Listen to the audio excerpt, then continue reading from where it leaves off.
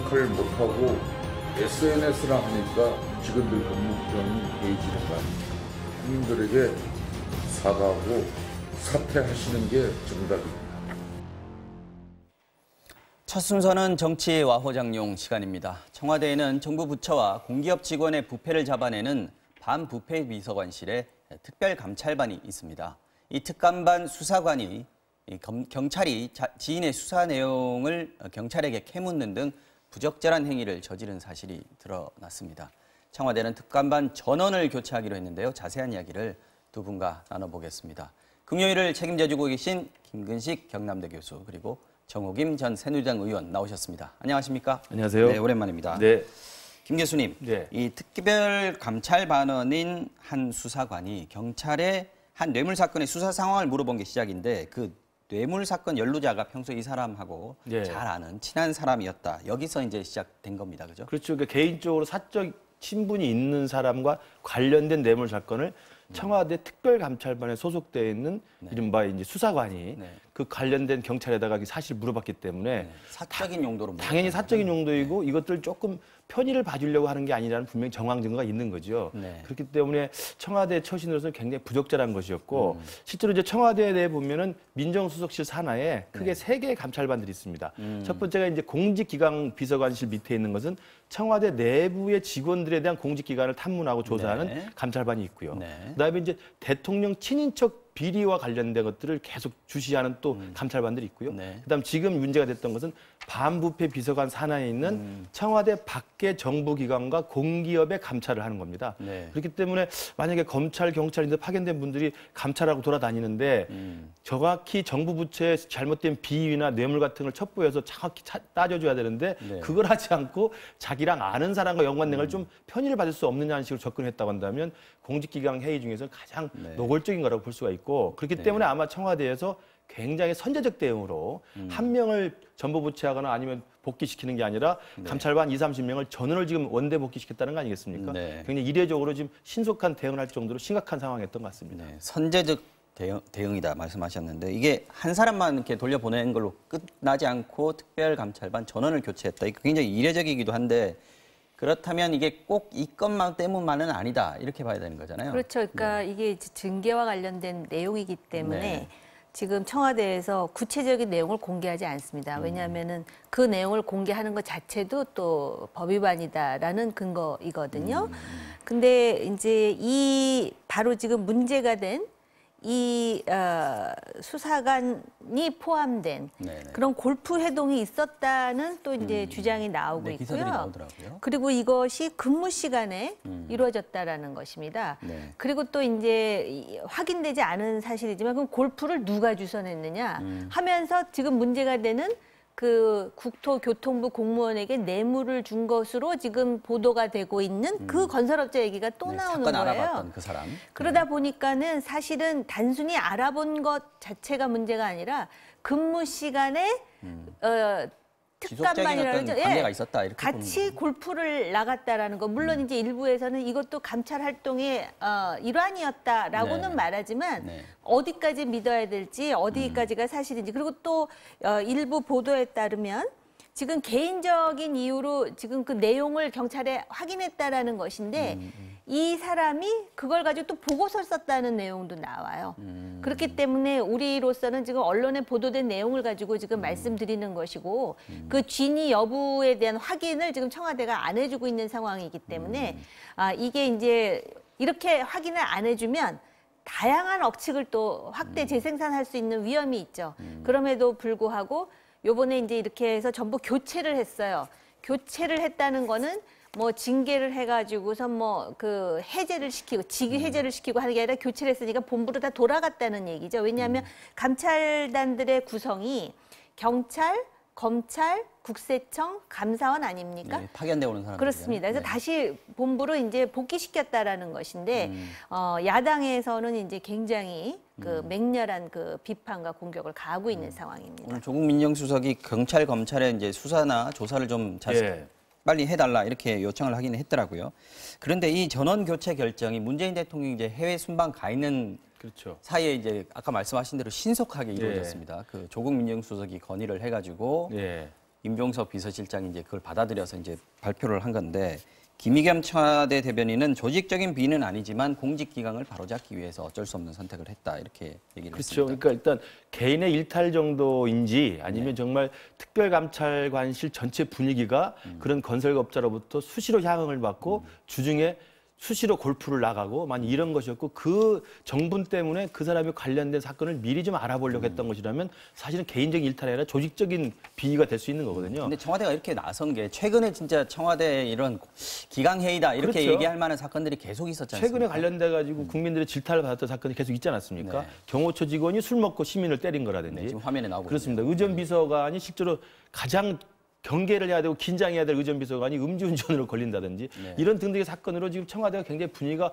엄중한 사건이었는데 그런 상황에서 또다시 사실은 정부 부처 공무원들이나 공기업의 임원들을 감찰해야 될 감찰원들이 오히려 스스로 감찰 받아야 될 짓을 했기 때문에 아까 주중 골프를 했다고 보도가 나오는데 이게 감찰 활동 일환이라고 한다면 저희들 교수가 주중에 골프 나가면 연구 활동 일환이겠습니까? 그건 아닌 거거든요. 그러니까 그런 맥락에서 보면 아마도 청와대나 조국 수석이나 임종석 실장도 이 사안을 굉장히 엄중하게 그 인식을 했던 것 같아요. 그래서 대통령이 외의 중에도 불구하고 신속하게 전원 원대복귀를 시킨 거고 조국 수석이 말한 대로 실제로 이 사건과 관련해서 당사자에 대해서는 엄정한 조사를 해서 수사 결과를 발표해야 될 거라고 생각을 합니다. 그래서 청와대가 이런 기강회가 있는 게 가장 큰 이유는 제가 볼 때 높은 지지도에 취하는 거예요.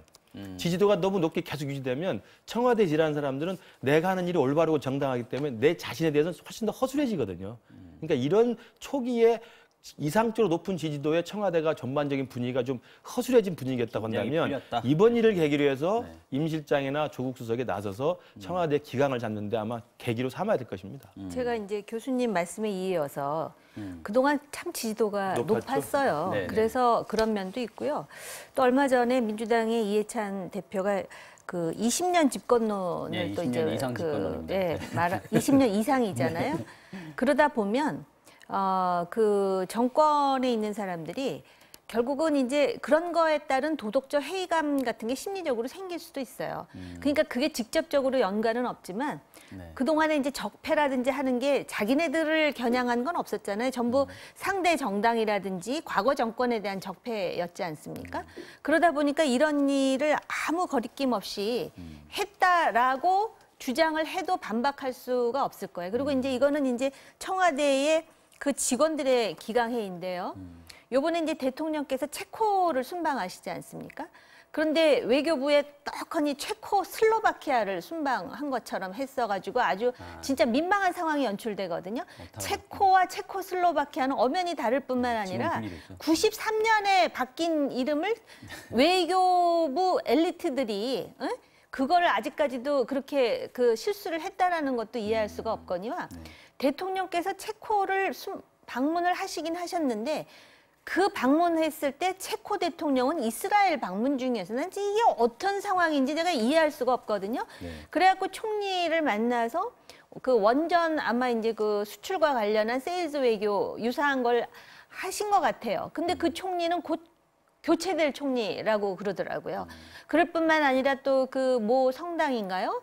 영부인께서 그 대통령을 잠깐 그 잃어버려가지고 보였던 해프닝이라든지 또 당시에 그 체코의 교포들과 기업인들을 만나서 하는 그런 어떤 간담회라든지 좀 여러 가지 이야기들이 마치도 거의 이제 조롱거리처럼 얘기가 나오는데 이런 부분도 대통령에 대한 순방을 적어도 확실하게 기획하고 또 그 순방을 통해서 결과가 있도록 지금 이제 지구를 한 바퀴 돌아서 체코를 갔다가 그다음에 아르헨티나를 가서 다시 이제 우리나라로 아주 지구를 아주 한 바퀴를 도는 건데 그런 것도 대통령의 순방을 준비하는 사람들의 기강이 제대로 섰더라면 이런 식의 웃음거리 섞인 이야기가 나와서 대통령의 지지율을 떨어뜨리는 요인이 되지는 않았을 것이다라고 지적하고 싶어요. 청와대 내부의 어떤 기강만 흐트러진 것이 아니라 문재인 정부 전체적인 어떤 그렇습니다. 기강회의의 조짐들이 곳곳에서 보인다 이런 말씀이신 것 같습니다. 그래서 청와대가 그래서 더욱더 민감하게 그렇죠. 반응을 하고 있는 것 같다 이런 생각이 드는데 지금 청와대가 이렇게 얘기를 하고 있음에도 불구하고 아까 김근식 교수님께서 어떤 계기로 삼아야 된다 말씀하셨는데 야당에서는 지금 조국 수석 사퇴 요구하고 있습니다. 그러니까 사실은 오늘 아주 재밌는 논평이 나왔는데 네. 조국 수석이 나와서 그 특별감찰관은 전부를 원대복귀했다. 그러니까 야당에서 조국부터 원대복귀해라. 이런 이야기를 내놨습니다. 예, 그러니까 사실은 아까 이제 청와대뿐만 아니라 문재인 정부 전체 흐트러진 분위기를 이야기를 하셨는데 저는 지금 이 사건이나 여러 가지 청와대의 공직 기강이 흐트러진 것과 관련돼서는 가장 1차적으로 우선적 책임을 질 사람은 민정수석일 수밖에 없습니다. 왜냐하면 민정수석이 공직 기강 확립하고 여러 가지 내부의 분위기를 다잡는 역할을 하는 역할이거든요. 군기반장 역할을 하는 거거든요. 근데 조국 수석이 그동안 어떻게 했습니까? 사실은 민정수석이면 수석 비서관이기 때문에 입이 없는 비서관이라는 것들이 우리가 잘 알려진 사실인데 청와대 내부뿐만 아니라 국정 전반이나 다른 모든 현안에 대해서 수시로 페북에 글을 올려서 의견을 냈거든요. 심지어는 법률신문이라는 데서는 한 번도 아니고 여러 번 민정수석이 아닌 서울대 교수라고 하는 휴직하고 있는 교수의 신분으로 글을 올린다고 계속 민감한 쟁점 사안에서 글을 올린 적이 있었어요. 그리고 사실은 민정수석 관할 사항도 아닌데 예컨대 경제가 좀 어려운데 이것도 통감하고 있다. 그다음에 심지어는 가장 논란했던 것은 최근에 사법파동과 관련해서 행정부의 대통령의 비서관인데 행정부와 삼권 분립이 엄연히 되어 있는 사법부 내의 이야기에 대해서 자기들 이야기를 하면서 판사들을 비판한 적도 있었거든요. 그러니까 이런 여러 가지의 조국 수석의 좀 과도한 그 경계를 넘나드는 듯한 이런 역할들이 실제로 내부 단속은 못하고 밖으로만 너무 신경 쓴 게 아닌가라는 의혹을 자아내기는 충분했던 것 같습니다. 그래서 이번 일을 계기로 저는 조국 수석도 청와대 공직을 다잡는 계기도 되지만 조국 수석 스스로를 되돌이켜보는 저는 계기도 봐야 된다. 과연 민정수석 내부의 일을 잘 하고 있었던가? 밖에 신경 쓰다 보니까 내부를 놓치고 있었던 게 아닌가 이런 좀 엄중한 비판이 있을 것 같습니다. 네. 반성하고 뭐 계기로 삼고 하는 것들은 좋은데 지금 사퇴 요구가 나오고 있단 말이죠. 임종석 비서실장도 마찬가지고요.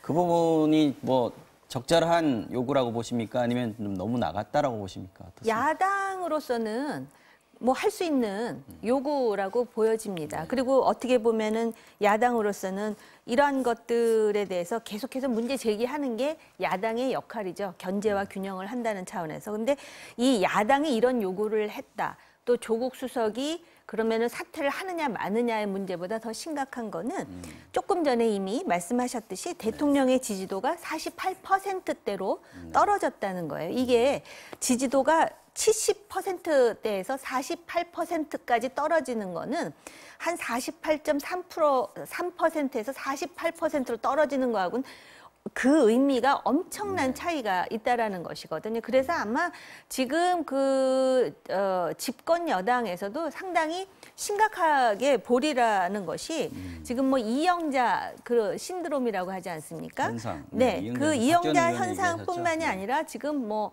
그 부울경이라 해서 지금 경남 지역의 그 유권자들의 그 냉담한 그러한 어떤 그 집권당에 대한 그 반응이랄까 이런 것들이 네, 근데 사실은 집권한 지 지금 1년 반 됐습니까?